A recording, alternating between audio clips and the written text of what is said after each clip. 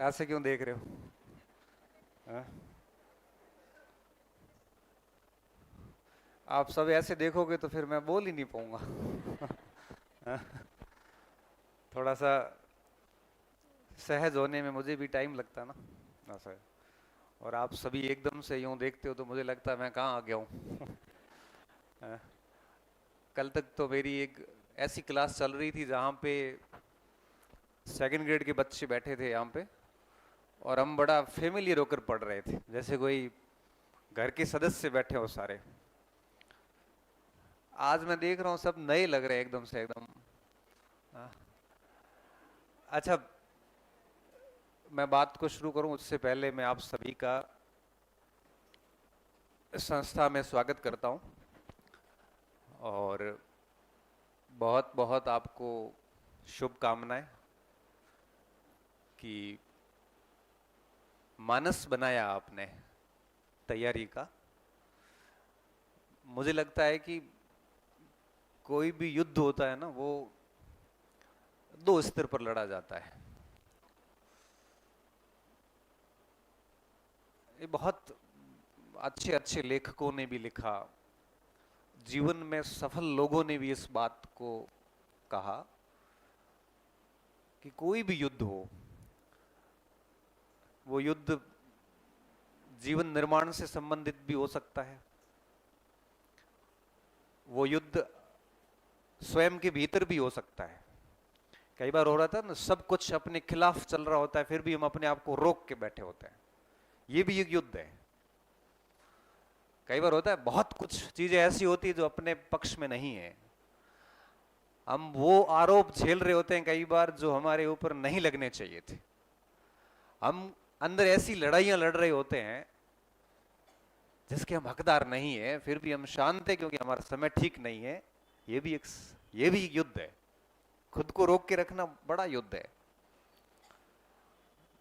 जहर का घूंट आदमी पी जाता है और रोक देता है कि नहीं, समय सही नहीं है, शांत रहता, समय आने पे बात करेंगे। युद्ध है ये सारे। तो बहुत अच्छे लेखकों ने इस बात को लिखा, बहुत सफल लोगों ने जो जीवन में सफल हुए उन्होंने कहा कि युद्ध दो स्तर पे लड़ा जाता है। सबसे पहले ये युद्ध मन से लड़ा जाता है और फिर धरातल पे आता है। और जो मन से लड़ा जाता है, और वहां अगर आप जीत जाते हैं तो आधी लड़ाई वहीं आप जीत गए। आपके दिमाग में आ गया कि मुझे इस तरह से ये कार्य करना है, तो एक संघर्ष यहां चल रहा होता है। और जब यहां का संघर्ष क्लियर हो जाता है ना, एकदम माइंड क्लियर है कि मुझे ये चीज करनी है, तभी वो धरातल पर ठीक से उतर पाती, अन्यथा नहीं उतरती। मैं आपको एक बात बताऊं, आपने दिमाग में कुछ सोचा नहीं, कोई प्लान नहीं है, कोई योजना नहीं चल रही दिमाग में, भविष्य को लेके कोई भी आपके मस्तिष्क में कोई रूपरेखा नहीं है, आप वो कार्य कभी नहीं कर पाएंगे जिसके बारे में आपने सोचा ही नहीं है। तो आपको मैं शुभकामना इस बात की दे रहा था कि आपने इस बारे में सोचा कि मुझे तैयारी करनी है। कोचिंग आना नहीं आना सेकेंडरी बात है, लेकिन इस बारे में सोचना सबसे बड़ी बात है कि मैं अभी कोई वैकेंसीज नहीं है आसपास अभी, उसके बावजूद भी आपके दिमाग में इस बात को लाना कि मुझे प्रिपरेशन करनी है, साल भर बाद भर्ती आई जाएगी, आखिर स्कूल बंद थोड़ी हुई है, विद्यालय बंद थोड़ी हुए हैं, और कभी होंगे भी नहीं, क्योंकि भारत कल्याणकारी राज्य, वेलफेयर स्टेट है। और वेलफेयर स्टेट में शिक्षा विभाग, प्रशासन, चिकित्सा कभी भी बंद नहीं हो सकते। 2047 तक तो एटलीस्ट नहीं होंगे, क्योंकि भारत सरकार और राजस्थान सरकार ने टारगेट रखा है कि 2047 तक हम विकसित होंगे। विकसित होने के बाद ये मान लिया जाएगा कि देश के लोगों की आय बढ़ गई है, अब आपको सरकारी सिस्टम आप बंद करके सब कुछ निजी कर सकते हो। तब तक तो नहीं बंद होगी, और जब तक विद्यालय बंद नहीं होगा तब तक सीट भरनी पड़ेगी। तो आपको सबको पता है कि वैकेंसीज आएगी, ठीक है, भले आज 4 महीने बाद आओ, 6 महीने बाद आओ, 12 महीने बाद आओ, कौन से हम तैयार बैठे हैं। हम तैयार का मतलब है कि कौन सा अपना सिलेबस बढ़िया तरीके से पढ़ रखा है। तो बिना किसी वैकेंसीज के, जैसे हम सामान्य शब्दों में ऑफ सीजन बोलते हैं, उसमें अगर आप माइंड सेट भी कर रहे हैं कि वैकेंसी आएगी और मुझे प्रिपरेशन करनी है उस, और तब मैं मानता हूं कि आपका आधा काम तो हो जाता है, दिमाग की युद्ध पूरा हो गया। अब इसको धरातल पे मूर्त रूप देने की आवश्यकता रहती है शेष।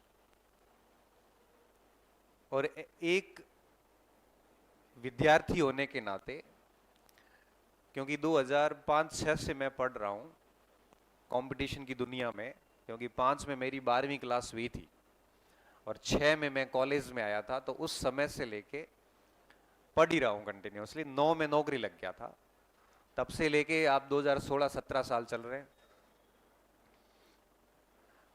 मेरी फर्स्ट ईयर हुई उस समय, शायद आप में से कई बच्चे जन्मे भी नहीं होंगे, मुझे ऐसा लगता है, जैसे शक्लें देख रहा हूं, क्योंकि 4-5 के बाद के या उस समय के ही हैं आप लोग, या जन्मे भी होंगे तो आप, मुझे लगता है कि इतने इतने से होंगे। कोई गलियों में वगैरह हम कोई दूध खा रहे होंगे कहीं पे, कोई भीत को कर रहे होंगे, ऐसा ही कुछ कर रहे होंगे, बाकी बड़े नहीं हुए, ये तय बात है। कितने बच्चे हैं जो 2000 के बाद के, हाथ खड़े करो ईमानदारी से, 2000 के बाद के लो, और 2005-04 के बाद के कितने हैं बताओ। मेरी 12वीं हो चुकी थी, आप बाद में पैदा हुए हो। अच्छा, कोई ऐसा तो नहीं है जो 9 के बाद का है? नहीं नहीं सर, इतने भी छोटे नहीं है, ये क्या है सर? हाँ, इतने भी छोटे नहीं है हम, मतलब बहुत यंग है आप निश्चित तौर पे। तो एक विद्यार्थी होने के नाते और एक लंबा तकरीबन 20 वर्षों का अनुभव है मेरा इस क्षेत्र का, 2011 से लेके 2026 चल रहा है, और मैं 15 वर्षों से कंटिन्यूसली पढ़ा रहा हूं।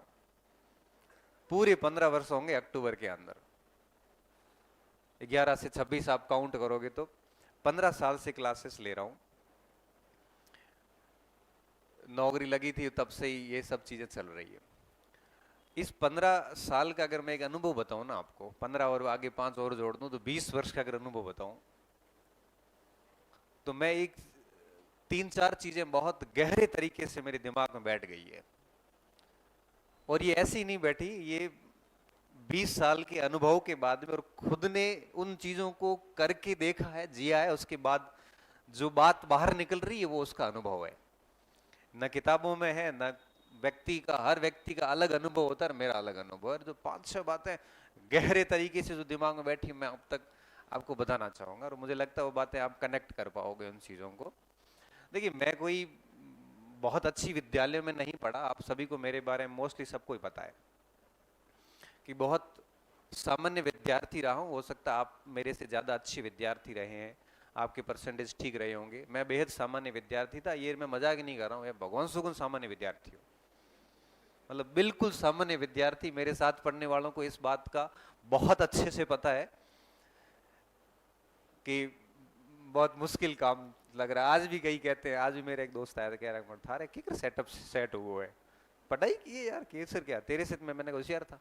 कितने परसेंट थे? मेरे 49%, मेरे 53% थे। किस बेस पे होशियार था? तो मैं बहुत सामान्य विद्यार्थी रहा, यह बात आपको सभी को पता है, ना कोई ऐसा कोई एजुकेशन बैकग्राउंड रहा। और मैं मानता हूं कि आप में से मोस्टली बच्चे बिल्कुल मेरी पृष्ठभूमि के ही है, मोस्टली बच्चे, और कोई इससे बढ़िया पृष्ठभूमि का है तो और अच्छी बात है।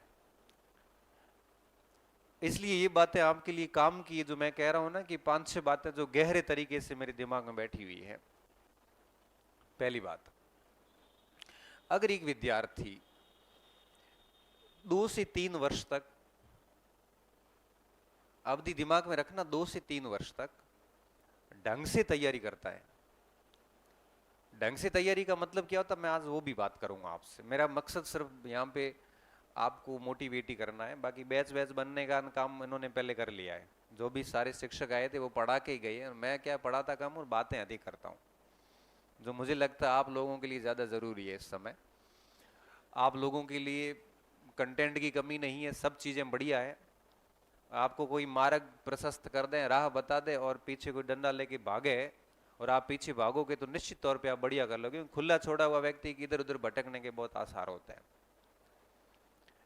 पहली चीज जो मेरे दिमाग में बैठी हुई है कि अगर कोई व्यक्ति 2-3 वर्ष तक बढ़िया मेहनत करता है, बिल्कुल समर्पित होकर, झूठी तैयारी नहीं, झूठी तैयारी का मतलब होता है किसी को दिखाने के लिए पढ़ रहे हो, लाइब्रेरी में बैठे हैं तो पास वाले अच्छा महसूस करें इसलिए आप बैठे हो, टेस्ट वगैरह में नकल वकल करके अगर अच्छे मार्क्स ला रहे हो इसलिए कि आसपास के लोगों में अपना एक ऑरा बना रहे हैं कि मैं होशियार हूं, उन सारे प्रश्नों के उत्तर रट देना जो आगे दोस्त पूछने वाला और आप 4 चीजें उसको बढ़ा चढ़ा के उत्तर बता देते हो इसलिए कि आपका एक डेकोरम बना रहे हैं, ये झूठी पढ़ाई कहलाती है।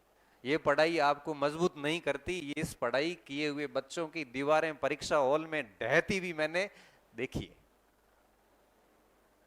तो मेरा 2-3 साल पढ़ाई करने की बात का मतलब झूठी पढ़ाई से बिल्कुल नहीं है, इस ईमानदार पढ़ाई से जहां बच्चा सच में पढ़ता है। या घेरे पड़ जाते हैं आंखों के बीच में, भूल जाता है कि कब घर गया था, भूल जाता है कि कौन से लोगों से लास्ट में कब बात की गई है। वो सिर्फ और सिर्फ खुद को टाइम देता है 2-3 साल तक। खुद को टाइम देने का मतलब समझ रहे हो आप? जब आपका किसी से कोई संपर्क नहीं होता, आपको पता है कि आपके करियर निर्माण में आपको अपने ऊपर ध्यान देना जरूरी है। दुनिया को देख देख के आप कुछ हासिल नहीं कर सकते। अगर किसी स्टूडेंट ने इस टाइप से 2-3 वर्ष पढ़ाई करी है तो मैं विश्वास के साथ लिख के दे सकता हूं, भले उसका नसीब नहीं हो, भले उसकी किस्मत में नहीं लिखी हुई हो, लेकिन वो पहले नहीं तो दूसरे अटेम्प्ट में 101% चयन लेता है। पहले अटेम्प्ट में हो सकता है कई बार बच्चा गलतियां कर देता है या समय से पहले परीक्षा हो जाती है, मगर दूसरे अटेम्प्ट में वो असफल नहीं हो सकता जिस स्टूडेंट ने 2 से 3 वर्ष तक अच्छे से मेहनत की है। तो ये बात मेरे मस्तिष्क में गहरे तरीके से बैठी हुई है, क्योंकि 2007 में जब मैं 6 में यहाँ पे फर्स्ट ईयर में इस कॉलेज में पढ़ने आया था तो मुझे अच्छे लोग मिले थे और उनका जिक्र मैं यदा कदा कई वीडियोस में, भाषण में करता रहता हूँ, मैं वापस नहीं करूँ बार बार। तो मुझे अच्छे से पता है कि सेकेंड ईयर का साल, फाइनल ईयर का साल बहुत अच्छी तरीके से मेहनत करी थी, किसी से कोई संपर्क नहीं, कोई सामाजिक कार्यक्रमों का हिस्सा नहीं बना। मुझे पता था कि अगर आपको अपनी अलग आइडेंटिटी बनानी है तो निश्चित तौर पे आपको कुछ भिन्न करना पड़ेगा। आप वैसे परफेक्ट हैं, बस कुछ काम करने की आवश्यकता है। और 2-3 साल पढ़ा तो उसका परिणाम ये निकला कि 2009 में नौकरी लगी, 20 साल का था। 20 वर्ष की उम्र में परिवार का पहला व्यक्ति जो सीधा सेंट्रल गवर्नमेंट में जाके नौकरी ज्वाइन करता है, वो भी मुंबई, जिसके कोई लेना देना ही नहीं किसी का कुछ भी। क्यों न, अब मुझे एक बात बताओ, क्यों न ये विश्वास होगा कि 2-3 साल मेहनत करने से नौकरी नहीं लगती? ये विश्वास हो जाता है। और ये आपको भी होगा जिस दिन आप 2-2.5-3 साल बैठोगे ढंग से और लगेगी उस दिन आप कहोगे कि सर ने बहुत सही बात बताई थी कि अगर कोई 2-3 साल बढ़िया मेहनत करता तो हो जाता सिलेक्शन। ये बात मैं आपको क्यों कह रहा हूं? क्योंकि आप मोस्टली सारे 2-3 साल के भीतर 12वीं पास किए हुए हैं।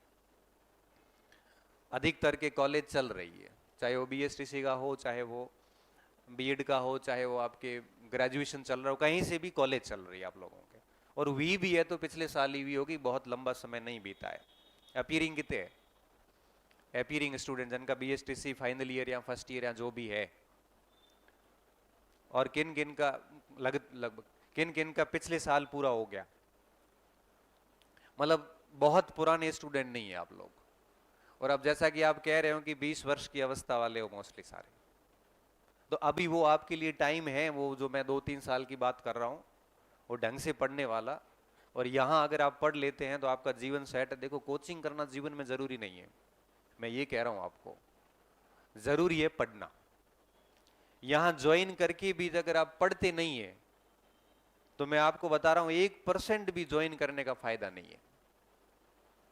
1% भी ज्वाइन करने का फायदा नहीं है अगर आप वापस जाके पढ़ते नहीं है, जिसका सीधा सीधा मतलब यह निकलता है कि आप एक गंभीर अभ्यर्थी नहीं है। और मैं कोचिंग्स में देखता हूं, बच्चे कोचिंग ज्वाइन करते हैं, फीस भरते हैं, सब कुछ होता है, 1-2 महीने पढ़ते भी है, और फिर मुझे बड़ा दुख होता है कि 2-3 महीने बाद शिकायतें आनी शुरू होती है, कई बच्चे कोचिंग छोड़ते हैं, कई बच्चे 10 दिन में 4 दिन आते हैं, कई बच्चे टेस्ट नहीं देते, और लास्ट में जाते जाते 60% के आसपास स्टूडेंट होते हैं जो ठीक ठीक रहते हैं, 40% बच्चे बीच में ही अपनी राह बदल देते हैं, मतलब भटक जाते हैं। भटकने कई माध्यम है, आपको आपसे कोई अछूत माध्यम नहीं भटकना। वो मोबाइल में भटक सकता है, कोई नशों में भटक सकता है, कोई लड़कियों में भटक सकता है, कोई दोस्तों में भटक सकता है, कोई कारोबार में चला जाएगा। भटकने के कई सारे रीजंस है। भटकने वाला व्यक्ति हो तो कई भी जगह भटक जाएगा। तो फिर अपन जब फीस भर लेते हैं तो फिर किस लिए भरते हैं? इस उद्देश्य के लिए ना कि 2 साल बढ़िया मेहनत करके नौकरी लेके निकल जाएंगे यहां से। ये डेली डेली किताबें नहीं पढ़ी जाएगी। फिर जब इतना कुछ कर लिया तो क्या हम दिमाग को इतना समझा नहीं सकते कि हमें 2 साल सिर्फ यही काम करना, आप सिर्फ पढ़ाई करनी है, इसके अलावा कुछ नहीं करना है। चाहे वो किताबों से करो, चाहे वो कोचिंग जाके करो, चाहे रूम में करो, चाहे लाइब्रेरी में पढ़ो, चाहे घर में पढ़ो। क्या हम इतना दिमाग को नहीं समझा सकते कि मुझे अब 2 साल केवल पढ़ना है? किस लिए पढ़ना है, किसके लिए पढ़ना है, हमें बताओ। सिर्फ खुद के लिए, मैं बता रहा हूं, सिर्फ खुद के लिए। आपकी नौकरी से फायदा सिर्फ आपको होता है, किसी से मांगने नहीं पड़ते। महीने की 1 तारीख होते ही, कल 31 तारीख गई है परसों, और आज दिन में मेरे मैसेज आया था सुबह 9-11 साढ़े 10-11 बजे, your account has been credited with dash dash dash dash and your available balance is हाय हाय हाय हाय हाय। इससे खुशी आपको ही होती है, बाकी वाले तो परेशान होते हैं इससे कि इसकी मैसेज क्यों आ रहा है ये। तो अगर आप 2 साल पढ़ रहे हैं तो किसके लिए पढ़ रहे हैं आप, ये भी तो सोचो। ये सिर्फ खुद के लिए कर रहे हो आप। जब आप खुद के लिए 2 साल खुद को टाइम नहीं दोगे तो आप, सही बताओ, नौकरी के हकदार नहीं है भाई। तो गहरी जो बात मेरे दिमाग में बैठी वो ये बैठी हुई है कि अगर आपने मानसिक रूप से तय कर लिया है, बीएसटीसी वगैरह करा रखी है, और दिमाग में बात बिठा दी है कि आगे जो वैकेंसी आने वाले, क्योंकि 28 में चुनाव है, आप सभी को पता है, जून जुलाई के बाद आचार संहिता लगेगी, ज्वाइनिंग उससे पहले देनी पड़ेगी, और उससे पहले ज्वाइनिंग देने के लिए एक इनको जबरदस्त भर्ती करनी पड़ेगी। 5-4 हजार भर्ती करेंगे तो सरकार को पता है वोट खिसक जाएगा। चुनाव के आखिर साल में हमेशा 30-35 हजार की वैकेंसी निकली है, आज दिन तक का ट्रैक रिकॉर्ड है, क्योंकि मैं 2008 से ये देख रहा हूं। चुनावी साल में सरकार कभी ऐसी गलती नहीं करती 5-4 हजार की। और मैं आपको आज ही लिख के दे सकता हूं कि वैकेंसी ढंग की आएगी। अब 28 में ज्वाइनिंग देनी, मैं सिर्फ ज्वाइनिंग का सोच रहा हूं, अब आपके कब आएगी, कैसे आएगी, ये आप देख लेना अपने हिसाब से। मेरा दिमाग सिर्फ वहां पे है। कहां पे? ज्वाइनिंग पे है। अब ज्वाइनिंग देंगे तो परीक्षा भी करानी पड़ेगी, और परीक्षा करानी है तो फॉर्म भी लेने पड़ेंगे, और फॉर्म लेने हैं तो विज्ञापन जारी करना पड़ेगा। प्रोसेस तो करनी पड़ेगी ना। तो अब प्रोसेस के बारे में क्यों सोचे, सीधा परिणाम देखो ना कि ज्वाइनिंग कब करवाएंगे। ये ज्वाइनिंग करवाएंगे चुनावी साल में। ये आज तक यही होता है और आगे भी यही होगा। ये ऑन रिकॉर्ड बोल रहा हूँ, ये सारा रिकॉर्ड होता है, यूट्यूब पे डालूंगा, और भले आप रख लेना कट करके कि सर की गए सुना देखो नहीं। आज मैं कई महीना पहला बोलियो तो मैं 10 कट ऑफ रहे थारे L1 रही मैं रिजल्ट आने वाला है, देख लिया थारे कितनी गिरे ऊपर जाओ है, पूरे आसपास ही है, ज्यादा ऊपर नीचे को क्यों, अनुभव है, पता चल जाता है कैसा क्या कुछ होने वाला है। तो ये 28 के अंदर ज्वाइनिंग देंगे तो आप पता है कि परीक्षा वगैरह तो होगी, वो 27 में होगी, और 27 में एग्जाम्स करवाएंगे तो तय बात है कि प्रोसेस वगैरह भी 27 में शुरू करेंगे। तो अब आप इस बात को लेकर तो निश्चिंत है कि भर्ती तो आएगी। अभी भी किसी को लगता है कि वैकेंसी नहीं आएगी? किसी को लग रहा है ऐसा? नहीं लग रहा है। तो हम ध्यान है कि भर्ती आ है तो ते पढ़ो क्यों को है? अब आपके पास कोई ये तो बहाना नहीं है ना नहीं पढ़ने का कि वैकेंसी नहीं है। ये बात तो क्लियर हो गई। मतलब जब भर्ती आनी तय है, ज्वाइनिंग तय है, तो अब आप पढ़ लोगे ना, पढ़ोगे ना। हाँ। अब देखिए 26 के 3 महीने जा चुके हैं, 9 महीने शेष है और 27 के 12 शेष है, 12 और 9 होते 21 महीने। लगभग लगभग आपके पास में 1.5 साल का टाइम है, 1.5 साल का समय आपके पास। और मैं आपको बहुत विश्वास के साथ कह सकता हूं, क्योंकि ये मैंने सारी चीजें करके देखी, इसलिए मैं बोल रहा हूं। सेकेंड ग्रेड ही बड़ा, सारी भर्तियां पास किए, नहीं तो मैं नहीं बोल पाता, नहीं तो मेरे को भी लगता पता नहीं कैसे नौकरी लगती होंगी, क्योंकि ये सब चीजें करी है, पास भी करी है। कितना टाइम लगता है, पास करते हुए बच्चों को देखा है, रिजल्ट निकालते हुए स्टूडेंट को भी देखा है, पहली रैंक से लेके लास्ट रैंक तक। तो मुझे अंदाजा है, उस बेस पे मैं कह रहा हूं कि 1.5 साल का टाइम है। और कोई एक विद्यार्थी कैसा भी हो, सामान्य हो चाहे अपने आप को कमजोर मानता हो, ब्रिलियंट हो, जैसा भी हो, 1.5 साल इतना समय होता है कि वो अपने पहले प्रयास को आखिरी प्रयास बनाने की हिम्मत रखता है। बस शर्त यह है कि उसको अंदर से लगना चाहिए कि 1.5 साल में मैंने एक दिन भी फालतू खराब नहीं किया है, ये आना होना चाहिए। ऐसे नहीं हो कि आप, ऐसे तो 1.5 साल कई जाते हैं कई, लेकिन अंदर से ये लगे ना कि मैंने टाइम बिल्कुल खराब नहीं किया, अपना बेस्ट दिया है, तो मैं आपको लिख के दे सकता हूं उस टाइम पे कि आप 1.5 साल के भीतर रिजल्ट निकाल लेंगे, भले आप 0 से शुरू कर रहे हैं। ये पर्याप्त अवधि होती है, पर्याप्त अवधि। एक चयन के लिए, अध्यापक भर्ती के चयन के लिए 18 महीने पर्याप्त अवधि होती। मैं कहता हूं साल भर में तो आदमी लेक्चर बन जाता है, और बने हैं। मैं कई बच्चे इस बार अभी हिस्ट्री का, इतिहास के रिजल्ट आए हैं, मेरे से मिलने आ रहे हैं, मैं उनको पूछ रहा हूँ कितना टाइम लगा, तो कह रहा साल भर लगा, कोई कह रहा सर 8-10 महीने में कर लिया था, किसी ने कहा सर 1.5 साल लगा। बट कर रहे हैं, कोई पृष्ठभूमि बड़ी जबरदस्त नहीं है। तो इस अनुभव के बाद जो पहली बात मेरे दिमाग में गहरी बैठी हुई है वो ये कि अगर आप 2-2.5 साल बढ़िया मेहनत करते हैं तो नौकरी लग जाएगी। अब आप अगर ये कर पाते हैं तभी मैं कह रहा हूं कि क्लास ज्वाइन करो, तो कम से कम ये श्योर हो जाना कि मैं ये कर पाऊंगा। 1.5-2 साल जैसा हम कहते हैं वैसे आप चल पाओगे। कहते हैं ना कि गुरुजनों के बताए हुए रास्ते पे चलना चाहिए। ये केवल लिखने की बात और सुनने की बात थोड़ी है, ये करने की बात है। और मुझे इतना अनुभव है कि 10 में से करते 3-4 ही है, बाकी से होता नहीं। क्यों? क्योंकि मैं तो कल ये कहूंगा कि आपको देर रात पढ़ना है या सुबह जल्दी उठ के पढ़ना है। आपको रात को नींद जल्दी आती है, लेट खुलती लेट है, आप तो गुरु के वचन पे पहले दिन ही खरे नहीं उतर पाए हो। फिर मैं कहूंगा कि आपको नियमित रूप से पढ़ना है, ये फालतू सामाजिक सरोकार परोकार से दूर रहो। आप नहीं रह पाओगे दूर, क्योंकि आप जाओगे बिन बुलाए चले जाओगे कि आज भोजन है चलो। मैं कहूंगा कि दोस्त वगैरह जो है टाइम खराब कर रहा है उनसे दूर रहो, आप नहीं रहोगे शाम को जाके इकट्ठे हो जाओगे सारे। मैं कहूंगा कि सोशल मीडिया वगैरह से फालतू चीजें हटा दो, केवल काम की चीजें रखो। बट आप तो 20-20 ग्रुप में जुड़ोगे, और एक ग्रुप अगर 10 मिनट भी लेता है तो 200 मिनट सीधे गए। और ऐसा तो अपन कोई निष्क्रिय थोड़ी है कि एक ग्रुप केवल 10 मिनट ही ले, हम 15 मिनट तो देंगे ही उस ग्रुप को कम से कम दिन भर में। ये 300 मिनट गए, मतलब कितने, 5 घंटे गए। मैं तो यही कहूंगा कि इनको हटाओ पहले दिन। आप नहीं हटाओगे मुझे पता है। मैं ये कहूंगा कि 7-8 घंटे कोचिंग होती है, 3-4 घंटे घर जाके पढ़ो। आप नहीं पढ़ोगे मुझे ये भी पता है। जब आप ये नहीं करोगे तो नौकरी की हम लागे को।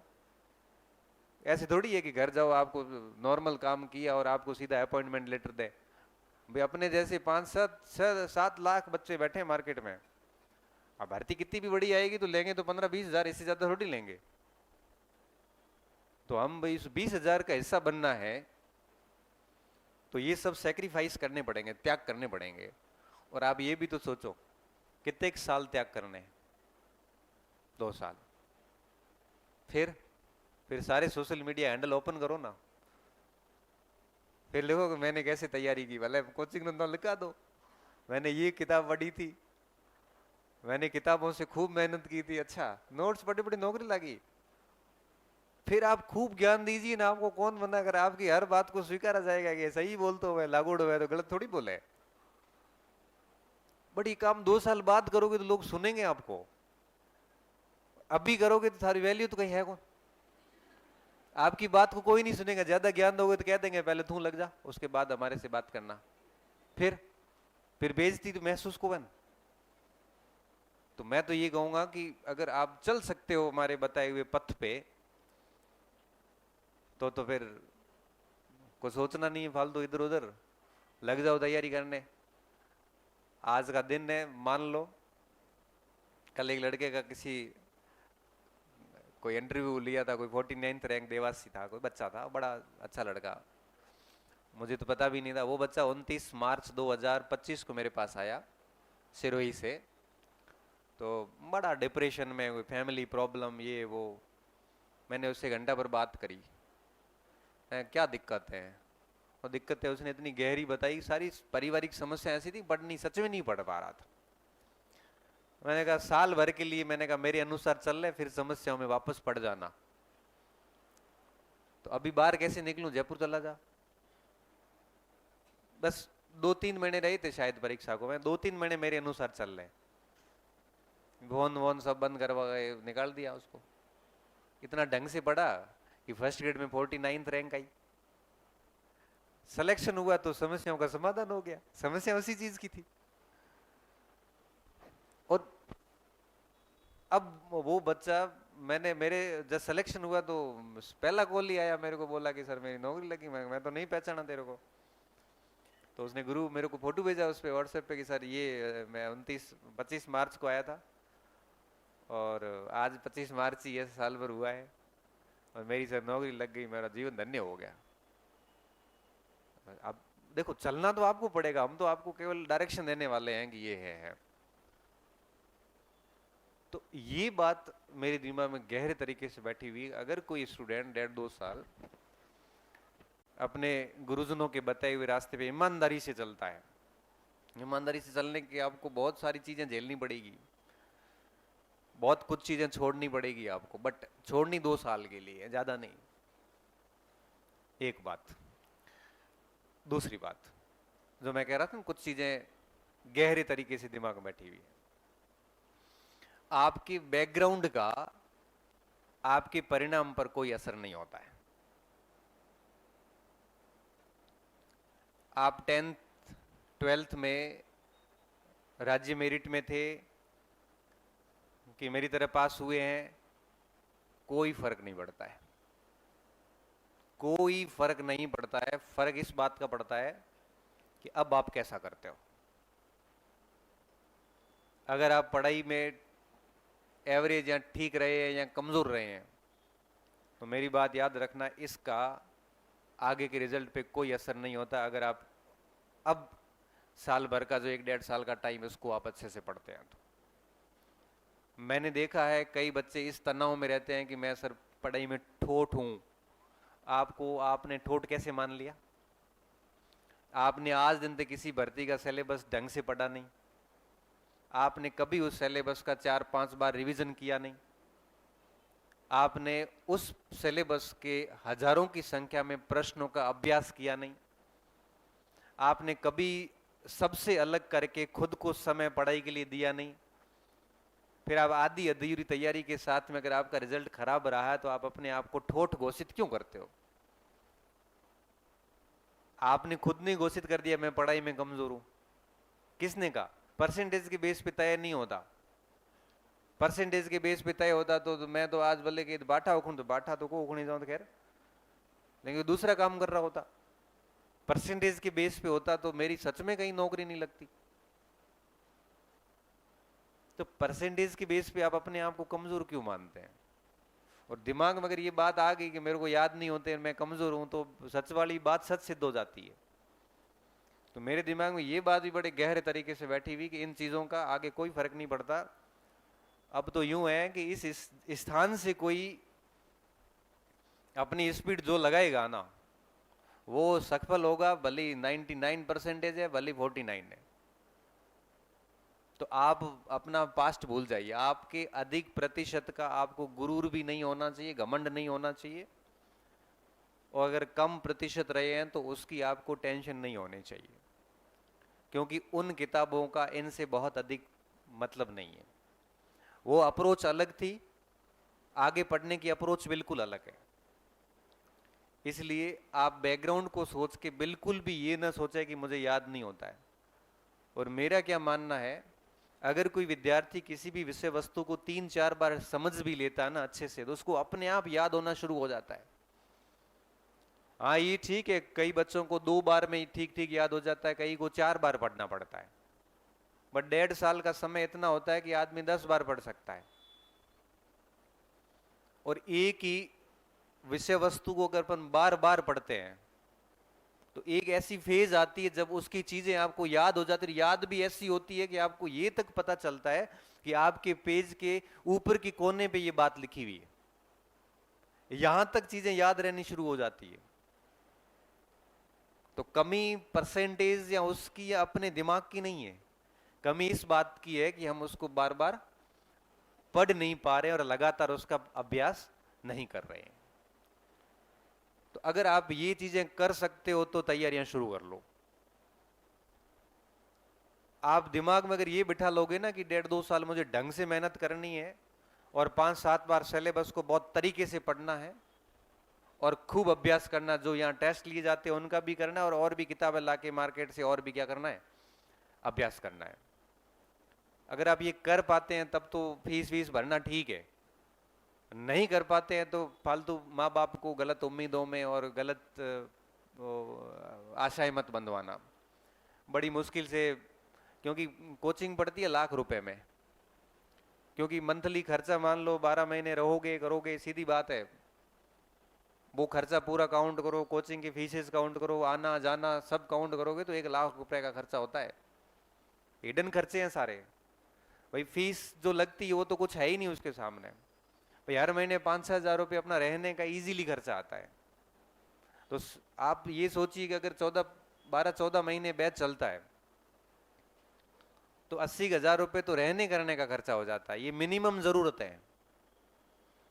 फिर फीस भर लो, कोई बुकलेट ले आओ, कभी किताब लेके आओ, छोटे मोटे खर्चे और भी होते हैं। लाख रुपए का खर्चा है, और एक मध्यम वर्गीय परिवार के लिए 1 लाख रुपए किसी बुरे स्वप्न से कम नहीं होते। आप अगर घर पे जाके ये कहोगे ना मुझे लाख रुपए की आवश्यकता है, भाई साहब वो कहेगा पढ़ना छोड़ दे, मेरे पास नहीं है नहीं, सच में नहीं है, लाए कहां से पैसे। लाख रुपए के लिए उसको अपना अनाज बेचना पड़ता है, लाख रुपए के लिए उसको अपना घर के कई सारे बाई प्रोडक्ट बेचने पड़ते हैं, घी से लेके मतीरों से लेके ऊन से लेके बहुत सारी चीजें। लाख रुपए के लिए उस व्यक्ति को अपने कई सारे सपने सैक्रिफाइस करने पड़ते हैं। लाख रुपए के लिए कई दूसरे खर्चों में कटौतियां करनी पड़ती है कि यार अपने रहने दो, भेजने बच्चे के हर महीने 5,000 रुपए लाए कहां से, घर चलता है गांव में 3-4 हजार रुपए में। तो उस लाख रुपए के लिए उस व्यक्ति को आपका जो भी पीछे सपोर्ट सिस्टम है, आपके पापा हो सकते हैं, आपका भाई हो सकता है, बहन हो सकती है, माँ हो सकती है, कोई भी आपका सपोर्ट सिस्टम तो है, तभी आप यहाँ बैठे हो, नहीं तो नहीं बैठ पाते, एक सिंगल डे नहीं बैठ पाते। घर से रुपए देने बंद हो जाते हैं ना, उसी दिन आपको बोरिया बिस्तर पैक करके बस में बैठना पड़ता है, मैं आपको बता रहा हूं। और जीवन भर समान नहीं रहता समय, वो दौर कभी भी आ सकता है जिस दिन आपको कहा जा सकता है कि भाई पैसे नहीं है, सॉरी। क्योंकि ऐसी स्थिति समय पूछ के थोड़ी आता है कि मैं अब खराब समय शुरू हो रहा हूं, वो किसी भी मोड पे एक फोन से शुरू हो जाता है। तो वो 1 लाख रुपए का अरेंजमेंट करना बहुत चुनौतीपूर्ण कार्य है। इसलिए मैं सब बच्चों से कहता हूं कि आप गांवों पर ढाणियों से आए हुए लोग हैं, आप केवल आप नहीं, आप पूरे परिवार को रिप्रेजेंट कर रहे हैं, वो पूरे परिवार की उम्मीदों के साथ यहां पे आए हुए हो कि एक लगेगा तब हम पीछे वाले को पढ़ा पाएंगे। तो उस सपनों के खातिर, उस 1 लाख रुपए के खातिर आप अपना बेस्ट देके एक परिणाम वापस गिफ्ट रूप में, दक्षिणा रूप में दोगे ना, तो उनको लगेगा जैसे जीवन धन्य हो गया। मैं जस्ट अभी अभी आ रहा हूं, मैं बीसू गया था, वहां पे एक बच्चा अपना मेरे पढ़ता था, मनोहर सिंह राजपुरोहित, 39th रैंक है उसकी इतिहास में अभी। पूरे परिवार में पहली, घर पिताजी के परिवार में पहली नौकरी है।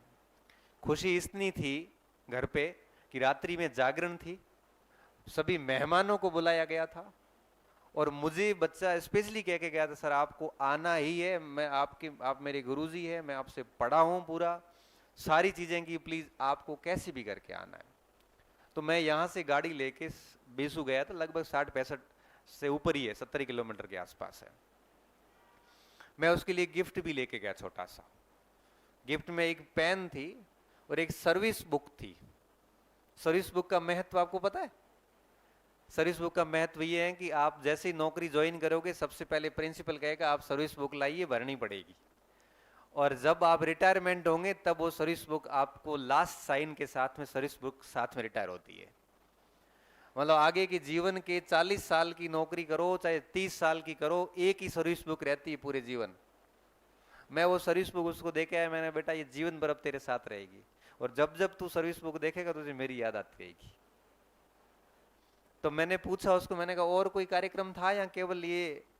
तो कि सर केवल नौकरी का ही कार्यक्रम था, मेरे घर में बहुत खुशी का माहौल है, तो हमने पापा जी ने जागरण दिलवाई है, और आज जो है वो मेहमान आए थे, सभी मेहमान आए हैं, बस खुशी का माहौल है।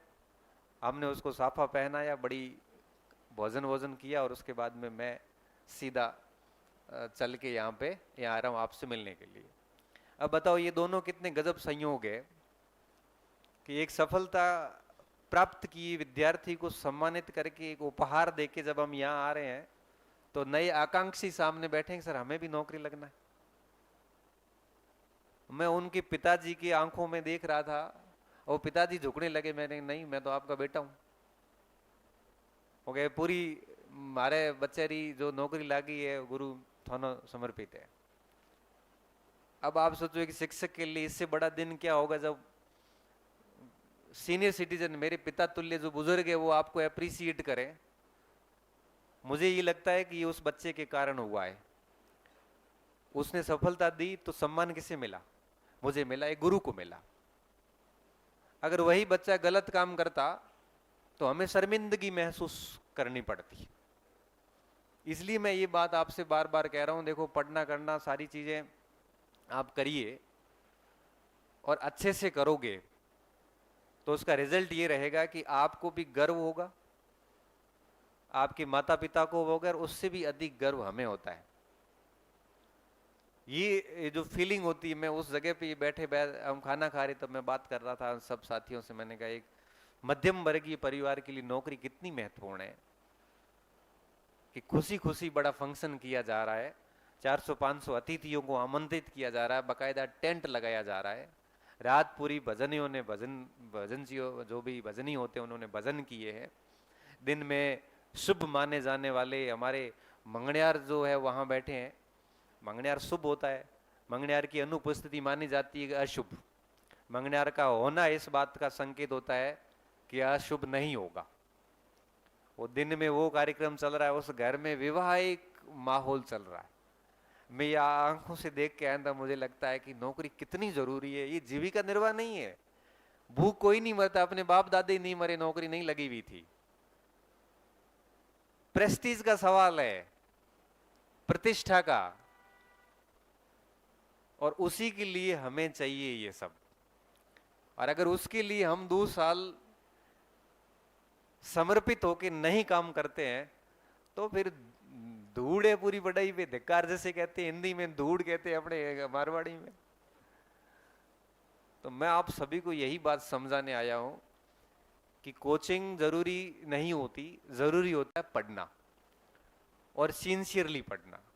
वो आप ज्वाइन करोगे तब भी करना पड़ेगा, नहीं करोगे तब भी करना पड़ेगा।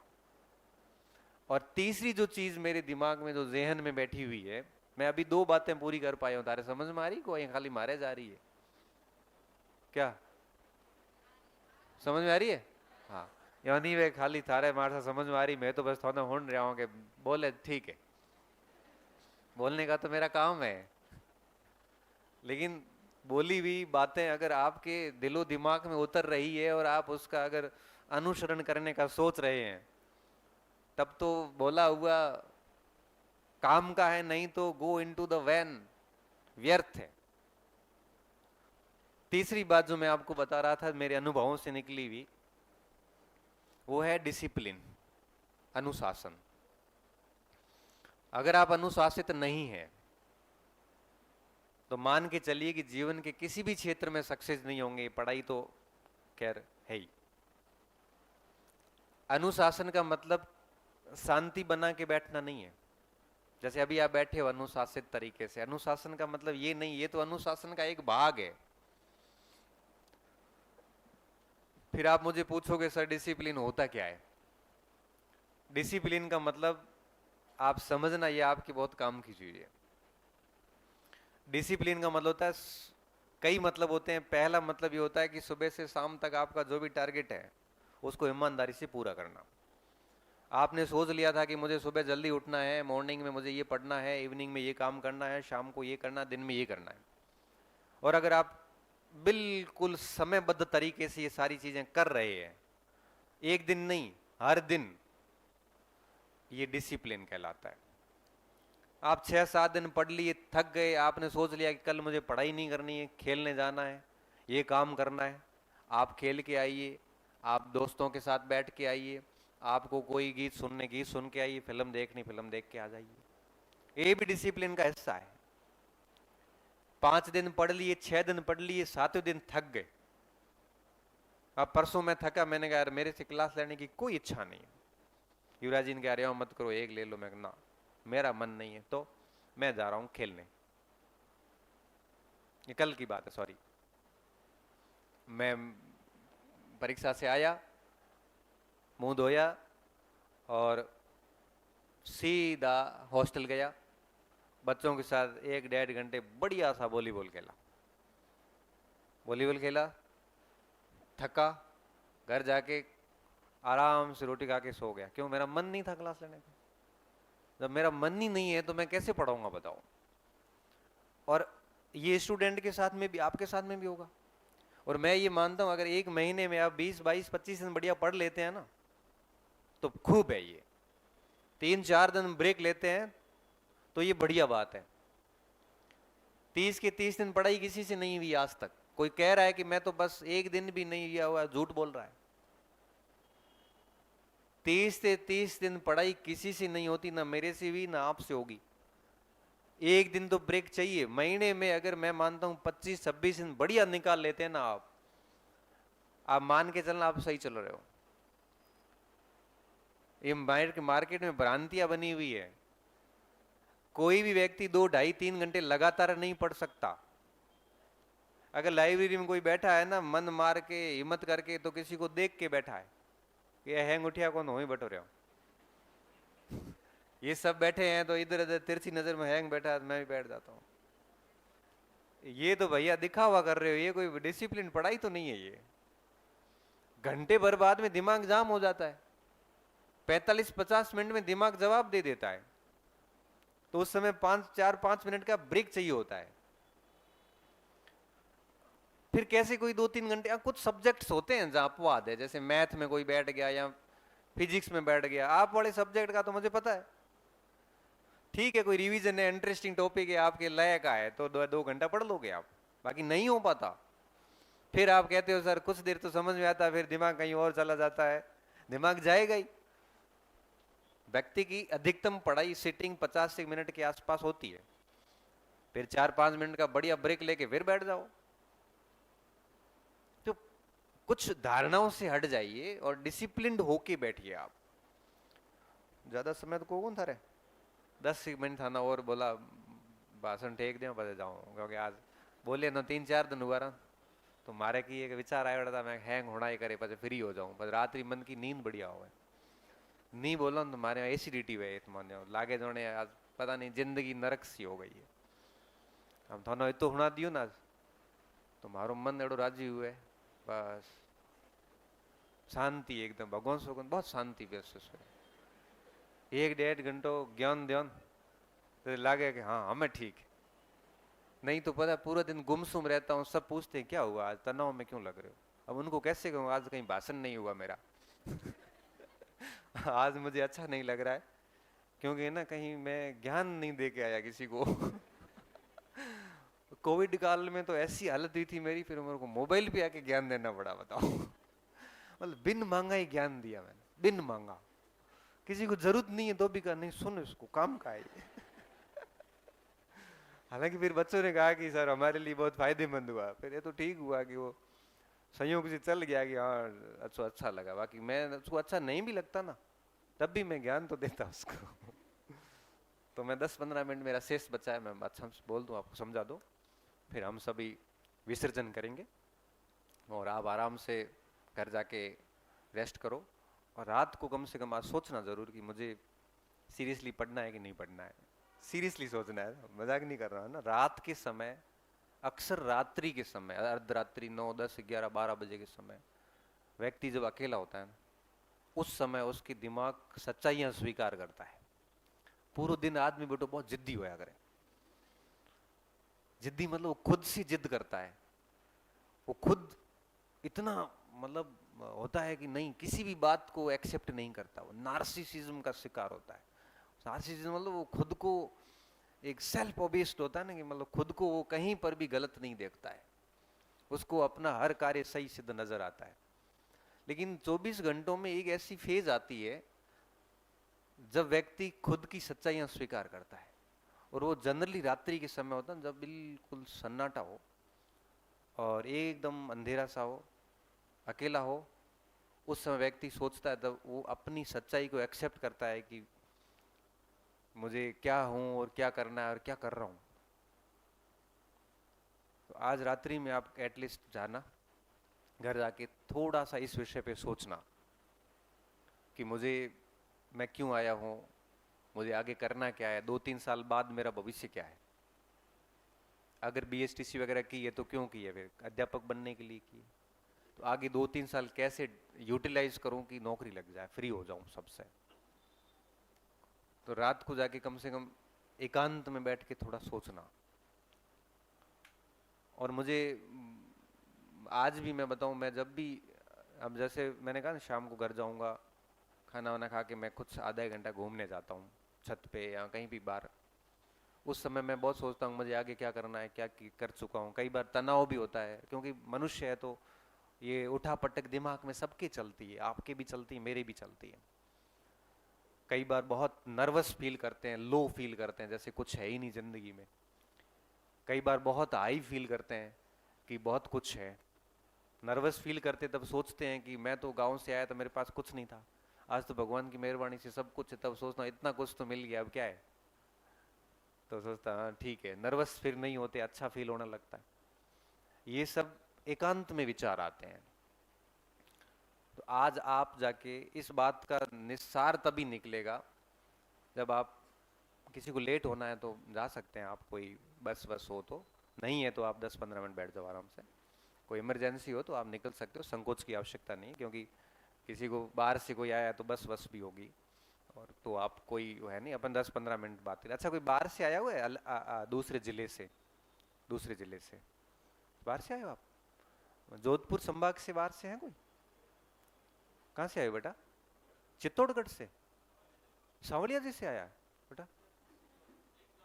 आप दोनों एक गांव के हो। आप कहाँ से? बीकानेर से? बीकानेर में कहाँ से आए? बच्चू से आए। बच्चू से पिछली बार मेरे पास 2 बच्चियां थी। और पीछे से कहाँ से आया बेटा? जोर से बोल। सीकर, सिरसा, हरियाणा। ये आगे सिरसा का बोल रहा, सिरोही से, हरियाणा से। ओ, तो हरियाणा से L1 का चल जाएगा, कर लोगे? यस, यही तो बात होती है, कर लेंगे हम साथ। हम कहे वैसा करते जाओ और आप सपोर्ट करते जाओ, कर लेंगे, पॉसिबल है, क्यों नहीं होगा। और पीछे कौन बोला बच्चा? कहां से आए? जोर से बोलो, थोड़ा सा आवाज आ जाएगी। फलोदी से। और हाँ, जोधपुर। आप कहां से आए? धौलपुर। बताओ कहां से बच्चे आ रहे हैं? देखो, फड़ोदी, जौलपुर से, चित्तौड़गढ़ से, हिसार से, देखो सिरसा से। बताओ आप में से कोई बाहर से? कहां से बेटा? उदयपुर। फिर यहां पे कैसे पढ़ने आए? देखो कहां कहां से बच्चे मतलब पढ़ने के लिए उत्सुक हैं। और बाहर से बच्चियों में से कोई जोधपुर संभाग से बाहर से हो? बताओ बस। कोई नहीं, एक ही बच्ची है। हाँ, परेशान मत करे थे बेड़े वे न कदे कॉपरेट करया, कोई रूम वूम दिलान मलान में हेल्प करया? बाहर से आई? यहीं से? हाँ। और कौन सा बच्चा बता था पीछे से? नॉर्थ राजस्थान से। अच्छा, ये बीकानेर से हो गया। इस तरह से देखो, ये भरोसा है जो हम लोगों ने मिलकर बनाया है। तो इन बाहर से आए हुए भाइयों के साथ में आप अच्छा व्यवहार करना। कोई रूम वूम कोई ठगे वगे नहीं थे, ये ना रूम भी ठीक दे रहा। पिछली बार मेरे पास बूंदी से बच्चे आए थे, प्रेम शंकर, मैं फिर उनकी ढाणी भी गया था बूंदी में एक बार। आपने रील देखी होगी गन्ने वाली, गन्ना खाते हुए। वो बच्चा, उसकी वाइफ वाइफ नहीं सॉरी बहन और वाइफ तीनों यहाँ थे। तो वो क्या शुरू में आया तो किसी ने टोपी पहना दी और महंगा रूम दे दिया, उसको पता नहीं चला। फिर मैंने बच्चों को बोला, मैंने कहा अपन इनका ध्यान रखना, अपने मेहमान है ये। तो फिर उन्होंने 2-3 हजार में एक रूम सेट कराया। अभी मजे की बात की, अभी भी बच्चा यही है। कल आया था मेरे लिए, गुड़ लेके आया था। उनके खेत में गन्ना होता ना, घर में ही खेत में गुड़ बनाते हैं। तो मेरे गुड़ चावल वहां से लेके आया था थोड़े से, कि सर ये अपने खेत के हैं, तो ये काफी ऑर्गेनिक है, तो आप उसको। वो जब भी आता है तो मेरे लिए गुड़ या चावल में से कुछ न कुछ पक्का ही ले आता है। और मुझे सच में ही वो गुड़ और चावल दोनों पसंद है। मेरी मम्मी को भी बड़े पसंद है, क्योंकि बहुत ओरिजिनल होता है, वो खेत से लाते हैं। तो वो बच्चा अभी यहीं बैठा, कल कल शाम को ही आया था मिलने के लिए। अब उसके साथ रहने वाले जो बच्चे हैं अपने यहीं के। अब मैंने कहा मारवाड़ी, तो क्या सर अब थोड़ी थोड़ी बोल लेता हूँ। तो मैं इसको मारवाड़ी में बोलता हूँ, थोड़ा थोड़ा बोल लो। और अब मैं समझ भी गया हूँ, मतलब समझता सारा ही हूँ। तो ये जो कोई बाहर से मेहमान आए हैं, तो इनको आप लोग अच्छे से, कहीं ऐसा नहीं हो कि एक बार एक अलवरो लड़को आयो जो अपने कोचिंग वाले पाछो भेज दियो की गए तुम डोपा ईद की करे, सीधो ऐस कहो। उस बच्चे ने मुझे आके अंदर आके यही कहा। अब हुआ क्या, उसको ये कहा कि तुम डोपा ईद की करे। तो वो कह के मैं पढ़ने आया हूं। तो क्या जयपुर था, जोधपुर था, ईद कहता है। उसका मन इतना कमजोर किया, बेचारा वापस चला गया। वापस गया, वापस आने के बाद क्या हुआ कि उसको फिर उसके भाई ने कहा, भाई लेक्चरर बना था जो मेरे से पढ़ा था इतिहास। तो उसने कहा कि वापस क्यों आया? तो क्या बच्चों ने कहा, अरे तू सर से मिला? तो क्या सर से तो नहीं मिला, लेकिन लोग बच्चों ने यही बोला। बच्चे कौन से? तो क्या बैच के ही थे। वापस जा, सर से मिले एक बार, फिर नहीं बैठता तो आ जाना। वापस आया, वापस आके 5-7 दिन बाद फिर आया, तो मेरे से मिलने आया। तो मैंने उससे बात करी। तो मैंने कहा बेटा यहाँ से रूम वूम ले ले, कब आया? तो सर मैं आया तो एक बार पहले भी था। मेरे को वापस भेज दिया। मैं क्यों, क्या बोला? तो मेरे को बोला तू डुपायत की कमाई हो गया। ये बोल दिया तो क्या? हाँ। तो सर मैं वापस चला गया। तो फिर वो यहाँ आके उसने ज्वाइन कर लिया। फिर वो बैठा रहा, और उसमें वो तेरे वाले बैच में था, डी बैच में। कितने नंबर आ रहे बेटा तेरे? कम क्यों हो रहे? उसके तो खूब आ रहे थे, उसके तेरे पास बैठता था वो 100 पूरी के 118-19 बता रहा था कुछ। राकेश भी इतने कुछ बता रहा था। 115 है, 230। तो उस बैच में आता, वो बाद में एयरफोर्स में हो गया वो लड़का, मैं उसकी बात कर रहा था। तो बाद में एयरफोर्स में वो भी गया। तो आप सोचिए कि मतलब ऐसे किसी को मत करना, बस बाहर से कोई उम्मीदों के साथ आया। तो एक पिछली बार एक लड़की राजसमंद से आई थी, पूरा बैच करके फिर गई। तो आप इनका थोड़ा सम्मान रखना, ठीक है? अब बढ़िया पढ़ाई करो। देखो मेरी बात का सार यही है कि आज रात को घर जाके सोचना अच्छे से, और कुछ चीजें मैं और क्लियर कर देता हूँ, और फिर आप कुछ प्रश्न हो तो पूछ लेना, फिर अपन चलेंगे। आप अब है, अब मैं कुछ बातें अभी और कर लूँ, पूरी हुई नहीं अभी तक, पूरी बोली। अब देखो यहाँ पे, अब मैं थोड़ा संस्थान के बारे में बोल देता हूँ आपको। मैंने जो बातें मेरी तरफ से कहनी थी वो कह दी। यहाँ पे जो भी लोग पढ़ा रहे हैं, ये पिछले साल जो भी अपने एफ तक बैच हुए थे, वो सारे बैच इसी फैकल्टी ने पढ़ाए थे। आपसे पहले ए बैच और लगा, ये बी बैच होगा जो अपना रिको में चल रहा है। आपकी क्लास भी उधर ही होगी, आपके आमने सामने होगी, उसमें भी यही फैकल्टी थी। मेरी फैकल्टी से रिलेटेड आज तक मुझे कोई शिकायत नहीं मिली है। ये मुझे बड़ा अच्छा लगता है कि बच्चे जब यहाँ आते हैं तो सिर्फ मेरा सोच के आते हैं। कई बार ये दिमाग में लेके आते हैं गणपति से पढ़ेंगे जो भी है, लेकिन जाते हैं ना तो सबके फैन होके जाते हैं कि सब अच्छा पढ़ाते हैं। ये मेरे लिए एक संतुष्टि और संतोषजनक फीडबैक है जो आपसे मिलता है, क्योंकि जब विदाई होती है तब बच्चे एक्सेप्ट करते हैं इस बात को, सर कि सिर्फ आए तो आपके नाम से, तब जा रहे हैं तो पता चल रहा है कि सारे अच्छा पढ़ाते हैं। मुझे आज तक किसी फैकल्टी की कोई शिकायत नहीं मिली, बढ़िया पढ़ाते हैं। और इसकी सबकी मैं गारंटी दे सकता हूँ कि आपके साथ न्याय होगा, किसी भी प्रकार की कोई भी चूक त्रुटि इनकी तरफ से नहीं रहेगी। इनकी तरफ से नहीं रहेगी का क्या मतलब है, जो कुछ बताया जाता है अगर आप इतना ढंग से कर लोगे तो मैं विश्वास के साथ कह सकता हूँ आपको किसी भी अन्य स्रोत पे जाने की आवश्यकता नहीं है। आप उतना ही बढ़िया पढ़ लेंगे ना तो आपका सिलेक्शन हो जाएगा। इसलिए करो, इनकी तरफ से चूक नहीं रहेगी। अगर आप असफल होते हैं, विफल होते हैं, तो वो दोष आपका ही रहेगा, और अगर सफल होते हैं तो वो क्रेडिट भी आपका ही रहेगा। क्यों? क्योंकि आपने उनको याद कर लिया और इम्प्लीमेंट कर लिया। तो फैकल्टी की लेवल पर मैं आपको ढंग से आश्वस्त करता हूँ। दूसरी बात, आपको जो कुछ भी बताया जाता है, जो कुछ भी सामग्री आपको सजेस्ट की जाती है, जो कुछ भी, आप प्रैक्टिस सेट के अलावा कुछ भी मत लाना। बोर्ड की किताबें पढ़ना चाहो तो पढ़ सकते हो, लेकिन मेरी फैकल्टी बोर्ड को साथ में लेके चलती है। फिर भी आप भाषा और पढ़ना चाहते हो तो आप पढ़ सकते हो 9th 10th वगैरह की किताबें, और आपको कुछ भी मार्केट से गाइड नाम से कुछ नहीं लाना है। और आप उसके अंदर बार बार खोए रहें, बार बार उन्हीं चीज़ों को पढ़ोगे, तो मैं बहुत विश्वास के साथ कह रहा हूँ उससे अपना काम अच्छे से हो जाएगा। तीसरी चीज़, यह अनुशासन प्राथमिक है। सिंगल गलती हुई तो हम पेरेंट्स को बुलाएंगे, घर परिवार से बात करेंगे। बिना पेरेंट्स आपको कोई बैच में एंट्री नहीं होगी, भले आप कितने भी बड़े परिवार से हो या राजनीतिक अप्रोच के व्यक्ति हो, यहाँ पे नहीं सुनी जाएगी। एक भी गलती होगी हम पेरेंट्स से बात करेंगे, उसके बाद अगर माफ़ी योग्य होगी तो पेरेंट्स की अनुमति के बाद अंदर लेंगे, नहीं तो माफ़ी योग्य नहीं है तो पेरेंट्स को कहेंगे भाई हम इसको एडमिशन नहीं दे सकते, आप इसको बाहर ले जाइए।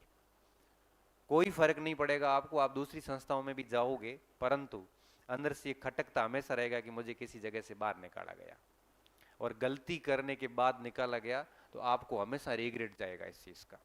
क्योंकि जिस संस्था में आप सम्मान के साथ आते हैं, उस संस्था से अगर आपको निष्कासित किया जाता है तो आपके कई महीने डिस्टर्ब होते हैं। तो मैं कृपया आप सभी को कहूँगा, यहाँ पे खूब इंटरटेनमेंट होता है, हंसी मजाक भी होती है, सब अच्छे से पढ़ते हैं, परंतु मुझे कोई ऐसा कृत्य नहीं चाहिए अनुशासनहीन जो आप चूंकि शिक्षक होने जा रहे हो, आपसे कोई भी गलती बर्दाश्त नहीं की जाएगी। एक भी सिंगल शिकायत मुझे नहीं चाहिए किसी भी प्रकार की। अनुशासनहीनता नहीं चलेगी, मतलब नहीं चलेगी। ऐसा नहीं केवल रूम की बात है, आप गली में चलते हुए भी किसी को परेशान करोगे, अगर मेरे तक बात आ गई तो मैं निश्चित तौर पे मेरी तरफ से जो भी प्रोसेस होती है वो मैं करूंगा। मैं अनुशासनहीनता नहीं चाहिए। पढ़ाई मेरे लिए सेकेंडरी है, डिसिप्लिन मेरे लिए प्राइमरी है। तो आप सभी से मेरा ये रहेगा कि मैं आप पूरे बैच से एक भी शिकायत नहीं सुनना चाहूंगा, एक भी शिकायत। क्यों? क्योंकि आप टीचर बनने जा रहे हैं और शिक्षक से गलती की उम्मीद नहीं की जाती। आप वेस्टर्न कंट्री में चले जाओ, जर्मनी में चले जाओ, एक ही अपराध के लिए 2 सजाएं हैं। सामान्य आदमी के लिए अलग है, शिक्षक के लिए अलग है। सामान्य आदमी को 5 साल की पनिशमेंट है तो शिक्षक को 8 साल की पनिशमेंट है। क्यों? शिक्षक से गलती की उम्मीद नहीं की जाती। तो इस संस्था के अंदर प्राथमिक रहेगा, आप चारों तरफ से सीसीटीवी से कैद है। एक वहां लगा है, एक वो लगा है, पीछे लगा है, उधर भी लगा है, और सारी आवाज भी रिकॉर्ड होती है। और ये हर क्लासरूम की यही स्थिति है, चाहे इस हॉल की हो चाहे उन 2 हॉल की हो। आप 16-16 सीसीटीवी से कैद है, सीढ़ियों से लेके, ग्राउंड से लेके, और यहां से 100 मीटर आगे जाओगे तब तक हर घटना का हमारे पास में वीडियो रहेगा। कुछ दिन पहले ए बैच में एक लड़के ने एक बच्चे को थप्पड़ मारे, लड़ाई हुई, बहुत बाहर हुई थी गली में, सीसीटीवी कैद हुआ, क्लिप काटी, बच्चे को मारा, बच्चे ने परिवार को कहा, वो चले गए कोतवाली। कोतवाली वालों ने हमारे से कहा प्रूफ दो, हमने वीडियो काट के युवराज जी ने दे दिया। वीडियो के बेस पे अच्छा केस बन रहा था। अब सद्बुद्धि ये दी कि मेरे को फोन कर लिया पीटने वाले लड़के ने, कहा सर मेरी गलती हो गई, अब कैसे भी करके आप सल्टाओ उसको। पुलिस वाले ने भी कर लिया, सर संस्था के बच्चे हैं, किसी का भविष्य खराब हो जाएगा। लड़ाई किस बात की थी? कोई छोटी मोटी चाय पी रहे थे, उस पर कुछ बहस हो गई, फालतू लड़ाई। ये पढ़ने आए हो, लड़ाइयां करने आए हो? पढ़ाई करो ना, माँ बाप ने किस लिए भेजा है आपको यहाँ पे? फिर वहां से थोड़ा किया, क्योंकि ठीक है भगवान की मेहरबानी से सारे बच्चे पढ़ाए हुए हैं, तो कुछ कोतवाली में भी मिलते हैं, सब जगह मिलते हैं, उनको कहते हैं कि ये खत्म करो इसको, छोटे मोटी चीजों पे अपन केस नहीं करेंगे। दोनों को, उस बच्चे को समझाया, उस बच्चे ने शिकायत नहीं, उसने कहा ठीक है मैं माफ करता हूँ। अब उसके पिताजी मेरे मित्र, पहले उसने कह दिया मेरे पिताजी किसान है, ये है वो है, मुझे पता ही नहीं चला। बुला के लाया तो मैंने कहा आप तो मेरा ही बच्चा है। अब वो भाई बहन दोनों पढ़ने आते हैं, बहन बेचारी चुपचाप बैठी है, बोल नहीं पा रही है, वो बोले तो उसकी पढ़ाई छूटे, वो टेंशन बेचारी वो भी नहीं पढ़ पा रही। अल्टीमेटली उस बच्चे को समझाया, मैंने निष्कासित किया बैच से, और क्या करें। फर्क मुझे भी नहीं पड़ेगा, फर्क उसको बहुत पड़ेगा। क्यों? क्योंकि एक गलती करी, बैच छूटा, हो सकता है पढ़ाई भी छूट जाए, माँ बाप की नजरों से भी गिरा। तो कृपया करके, आपका अभी दिन शुरू होना बाकी है, मुझे आगे 14 महीने बैच चलेगा, एक सिंगल गलती नहीं चाहिए। सिंगल गलती मतलब सिंगल गलती।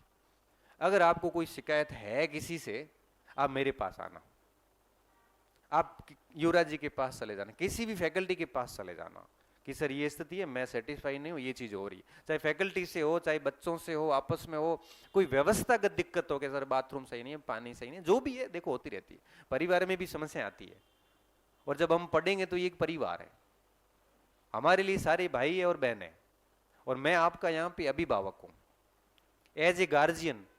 क्योंकि आपके माँ बाप ने मुझे मेरे तक भेजा है ना, तो बड़े भरोसे के साथ सुपुर्द किया है, तो यहाँ पे मैं आपका बड़ा भाई हूँ। कोई भी दिक्कत आती है आप मुझे कहिए कि सर ये समस्या आ रही है, उसका निस्तारण करने की जिम्मेदारी मेरी है। आप अपने लेवल पे कोई भी ऐसा कार्य नहीं करोगे कि अनुशासनहीनता हो।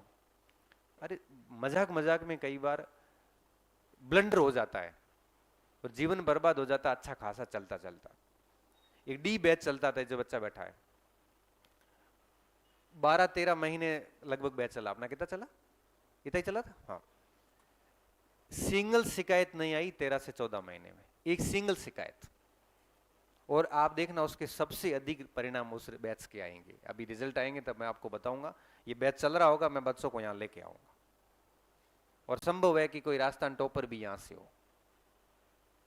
एक गलती नहीं आई उन बच्चों की। बैच कितना था? आप जितने बैठे हो ना, सेम इतना बैच था। कुर्सी नहीं मिलती थी, मुझे पता है, नहीं मिलती थी कुर्सी। उस बैच को क्लोज करना पड़ा था, उसके एडमिशन रोकने पड़े थे, और उसके बाद ई बैच शुरू करके उसमें एडमिशन देने पड़े थे।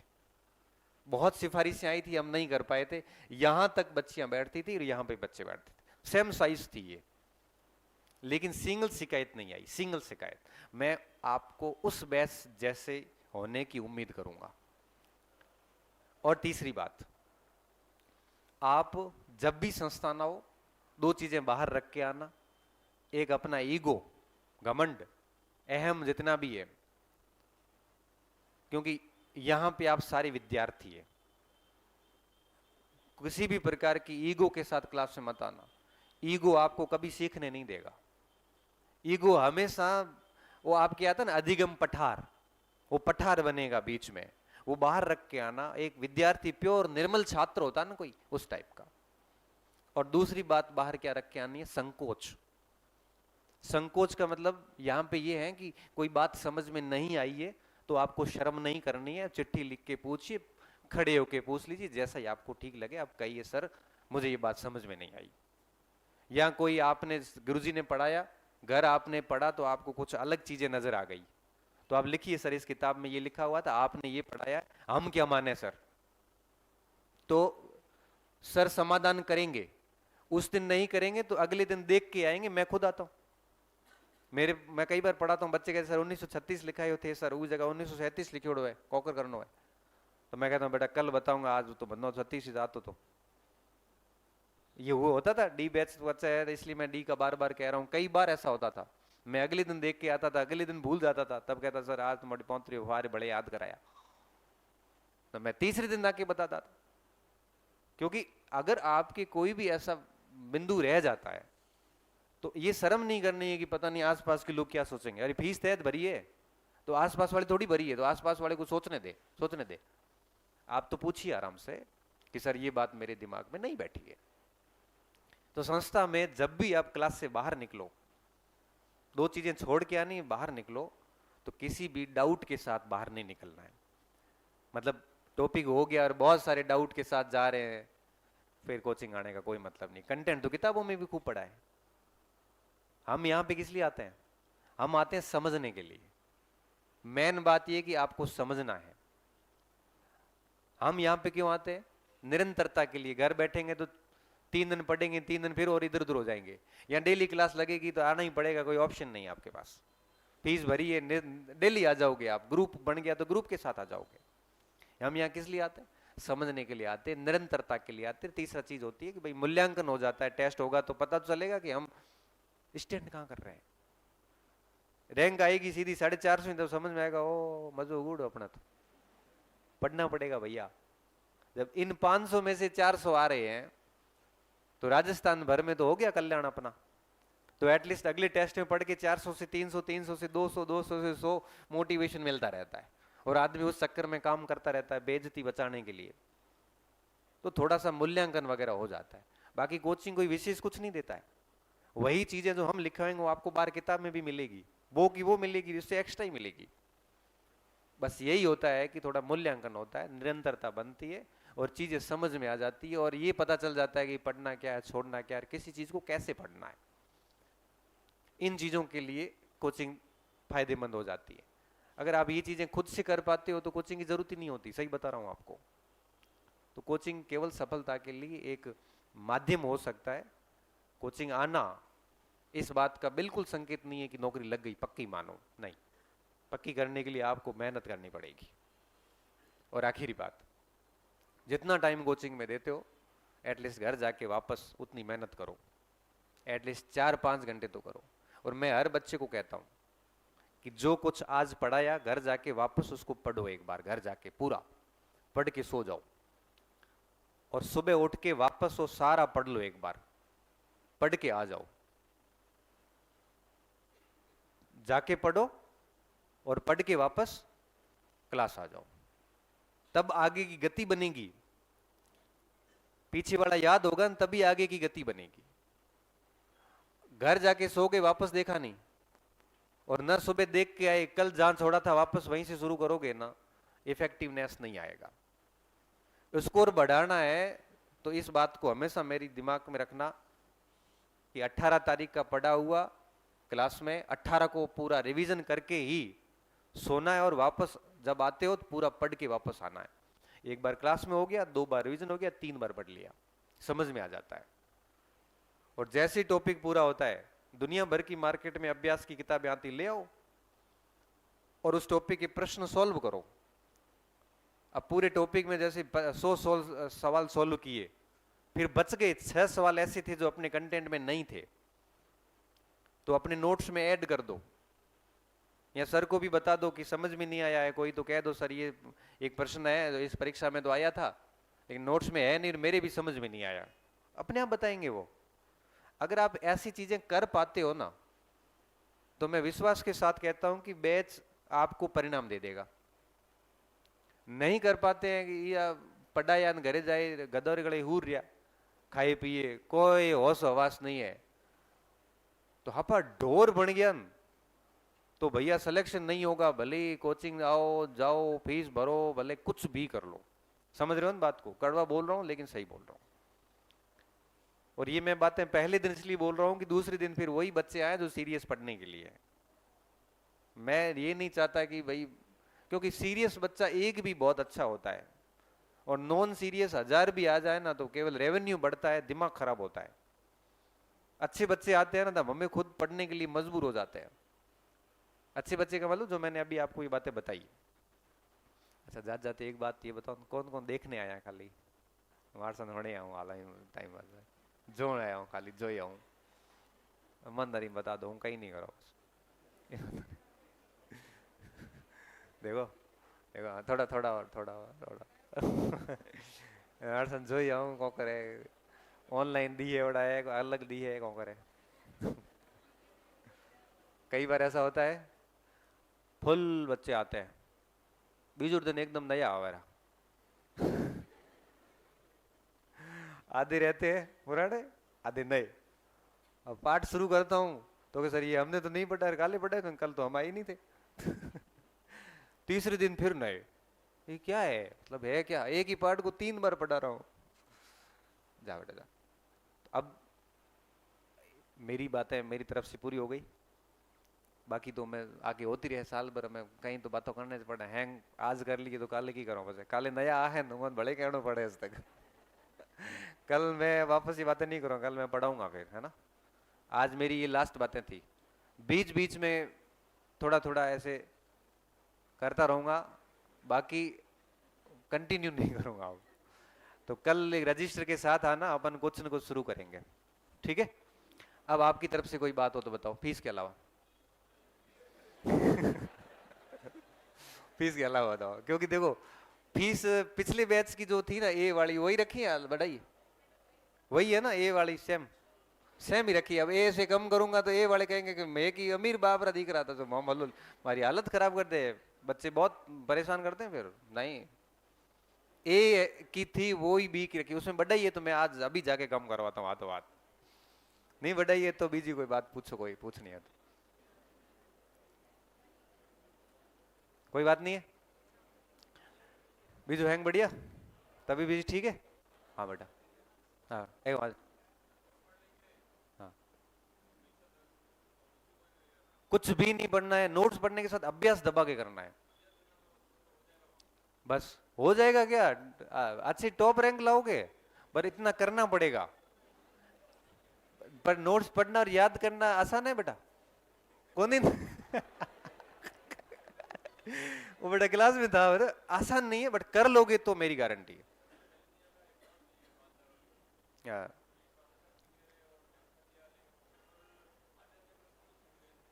वो देखो उसके पीछे कारण था कारण ये था कि पिछली बार क्या हुआ कि अचानक से पैटर्न बदला ना तो बच्चे क्या मेंटली प्रिपेयर नहीं हो पाए।